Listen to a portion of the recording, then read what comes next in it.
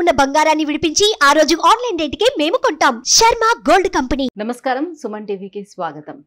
ద్వాదశ రాశుల వారికి ఆగస్టు మాసంలో నవగ్రహాల సంచారం ఎలా ఉంది, వాటి వల్ల ఎటువంటి ఫలితాలు ఏర్పడనున్నాయి, దానికి ఎటువంటి పరిహారాలను పాటించుకోవాలి, ఈ విషయాన్ని తెలియజేసేందుకు మనతో పాటు ఉన్నారు ప్రముఖ జ్యోతిష్య శాస్త్ర పండితులు, జ్యోతిష్య రత్న, జ్యోతిష్య చక్ర వైభవ నిపుణ డాక్టర్ రాళ్లపల్లి రవికుమార్ గారు.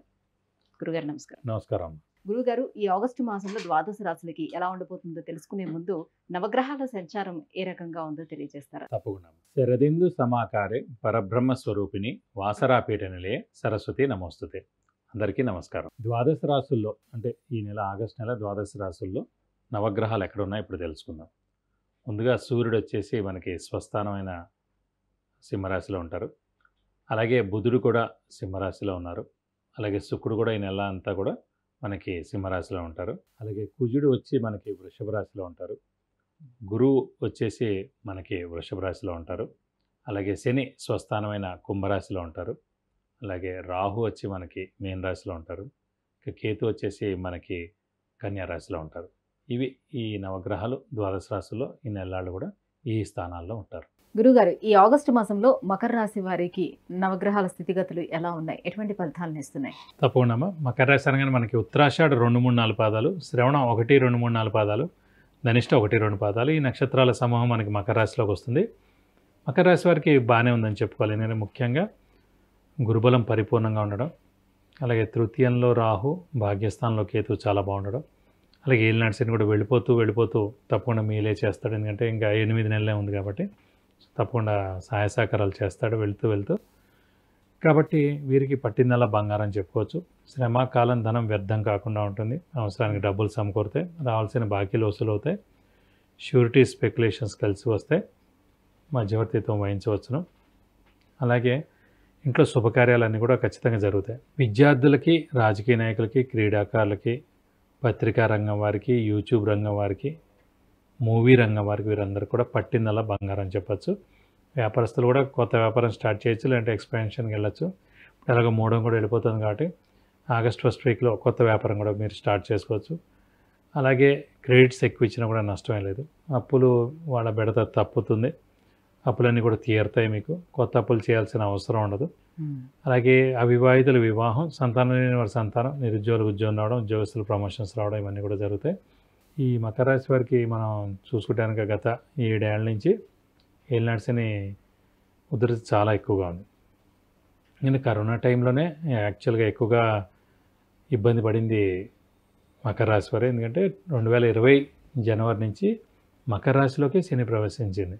సో 2.5 సంవత్సరాలు కాబట్టి 2020, 2021, 2022 3 ఏళ్ళు కూడా 2.5 సంవత్సరాలు కూడా మకర రాశిలోనే ఎక్కువగా శని ఉండడం చేత మెయిన్ కరోనా కూడా ఎక్కువగా ఉధృతి అప్పుడే చూపించింది. కాబట్టి చాలామంది కరోనా బారిన పడ్డారు, చాలామంది అనారోగ్యం చేసింది, చాలామంది చనిపోయారు కూడా. మకర రాశి వాళ్ళు ఎక్కువగా మంది కూడా ఎఫెక్ట్ పొందారు దాంతో.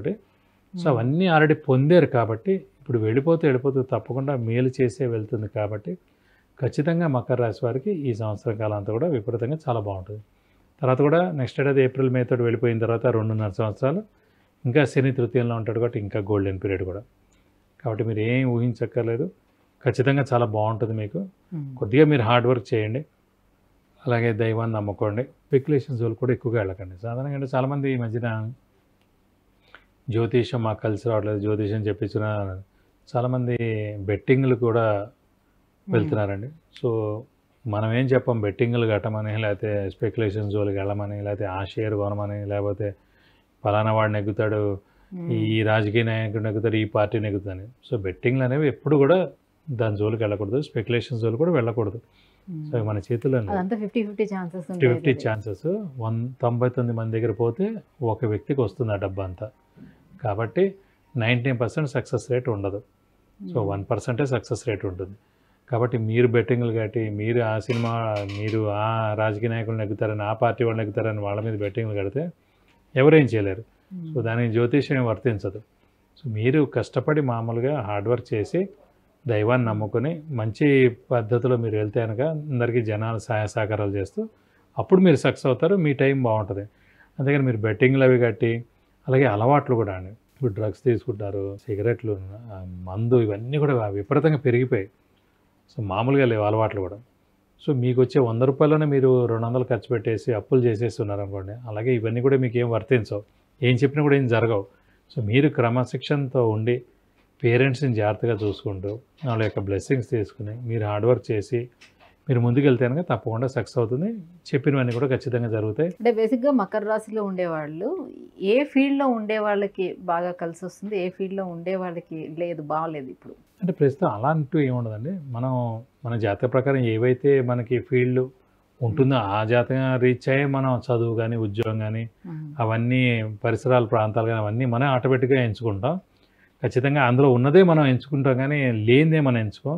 లేనిది ఎంచుకున్నా కొన్నాళ్ళకి అది వదిలేస్తాం, మళ్ళీ ఒరిజినల్ దాంట్లోనే పడతాం. కానీ మనం ఎందులో సక్సెస్ అవుతాం అనేది మనమే చూసుకోవాలి. సో ఎక్కువ హార్డ్ వర్క్ చేస్తున్నాం తక్కువ డబ్బులు వస్తుంది, అది వదిలేయండి. స్మార్ట్ వర్క్ చేస్తున్నాం డబ్బులు ఎక్కువ వస్తున్నాయి, అది పట్టుకోండి. అంటే కొన్ని రంగాల వాళ్ళకి కలిసి వస్తుందేమో, కొన్ని రంగాల వాళ్ళకి ఇప్పుడు బాగాలేదేమో. అలానే అంటే సాధారణంగా అలాంటివి కూడా ఏముండదు. ఫర్ ఎగ్జాంపుల్ ఇప్పుడు శని కనుక నీచలో ఉన్నాడు అనుకోండి గోచారం రీత్యా, so iron and steel industry కలిసి రాదు. కానీ ఐరన్ స్టీల్ శనితోటే వస్తుంది కాబట్టి అలాంటి శని నీచలో ఉన్నాడు కాబట్టి, సో అలా ఇప్పుడు ప్రస్తుతం ఏ గ్రహాలు కూడా మేజర్గా నీచలో లేవు కాబట్టి మీరు ఎందులో అయితే కష్టపడదలుచుకున్నారో అందులో కష్టపడండి. కానీ 100% కష్టపడండి. కానీ 50% కష్టపడ్డారు అనుకోండి దాని రిజల్ట్ కూడా అంతే వస్తుంది. ఇక్కడే గుర్తుపెట్టుకున్నాయి మొత్తం 675 కోట్ల మంది. మనం ఎవరైనా ఒక్కళ్ళని ఇన్ఫ్లుయెన్స్ చేయగలిగితే చాలు. కానీ దానికి తగ్గట్టు మీరు 100% మీ పెట్టుబడి మీరు పెట్టాలి, మీ హార్డ్ వర్క్ పెట్టాలి, మీ స్మార్ట్ వర్క్ పెట్టాలి. పెడితే తప్పకుండా ఆ దేవుడే చూపిస్తాడు ఆ వ్యక్తిని అంటున్నాను. కానీ మీరు 50% కష్టపడిపోయి నాకు రావట్లే అంటే కనుక ఇప్పుడు రిక్షా లాగేవాడైతే అందరికన్నా ఎక్కువగా లాగుతాడు, అందరికన్నా ఎక్కువ కష్టపడేవాడు అతనే. సో రిక్షా లాగితే డబ్బులు రావు, స్మార్ట్ వర్క్ అనమాట. ఆ తెలివితేటలతోటి ఒక ఎలక్ట్రిక్ వెహికల్ కొనుక్కొని జాగ్రత్తగా నడుపుకున్నవాడు తెలివైనవాడు. కానీ హార్డ్ వర్క్ అంటే మెయిన్ హార్డ్ వర్క్ అని కాదు, స్మార్ట్ వర్క్ చేయాలి ఈ రోజు. ఆరోగ్యపరంగా వీళ్ళకి ఎలా ఉండబోతుంది? ఆరోగ్యపరంగా చాలా బాగుంది, ఎందుకంటే శని స్వస్థానం అన్నాడు కాబట్టి ఆరోగ్యం చాలా బాగుంటుందండి. ఆయుష్ కూడా చాలా బాగుంది, ఇంట్లో పెద్దవాళ్ళు చిన్నపిల్లల ఆరోగ్యం కూడా చాలా బాగుంటుంది. ఆర్థికంగా ఎలా ఉంది? ఆర్థికంగా కూడా గురు ప్రస్తుతం చాలా బాగున్నాడు కాబట్టి పంచమ స్థానంలో అత్యద్భుతంగా ఉంటుంది. ఇంకా ఎటువంటి పరిహారాలను పాటించుకుంటే బాగుంటుంది? మీరు ప్రస్తుతం ఇంకా ఎలినట్స్ ఎఫెక్ట్ కొద్దిగా ఉంది కాబట్టి వీలైతే ప్రతి శనివారం ఉపవాసం ఉండడం, అలాగే హనుమంతుడిని అలాగే శివుడిని ఎక్కువగా ఆరాధించడం, అలాగే ప్రతి శనివారం ఉపవాసం ఉంటే కనుక ఎలాంటి దోషమైనా తొలగిపోతుంది. అలాగే ఇంకా ఉధృతంగా ఉంది అనిపిస్తే మటుకు శనికి 19 వేల సార్లు జపం చేయించి నల్ల నువ్వులు 200 గ్రాములు దానం ఇస్తే కనుక దోషం మొత్తం తొలగిపోతుంది. విద్య, ఉద్యోగం, వ్యాపారం, వాహనం, వివాహం, సంతానం, ఆరోగ్యం, ఐశ్వర్యం వీటన్నిటికి సంబంధించి విషయాన్ని తెలుసుకోవాలనుకుంటే కింద స్క్రోల్ అవుతున్నటువంటి నెంబర్కి వాట్సాప్ చేసి గురువుగారి అపాయింట్మెంట్ను పొందవచ్చు. గురుగారు, ఈ మకర రాశి వారికి నవగ్రహాల స్థితిగతులు ఏ రకంగా ఉన్న ఎటువంటి ఫలితాలను ఇస్తున్న ఈ ఆగస్టు మాసంలో అనే విషయాన్ని తెలియజేసినందుకు ధన్యవాదాలు. నమస్కారం. సుమన్ టీవీలో మీ పర్సనల్ అండ్ బిజినెస్ ప్రమోషన్స్ కోసం కింది నెంబర్కి కాంటాక్ట్ చేయండి.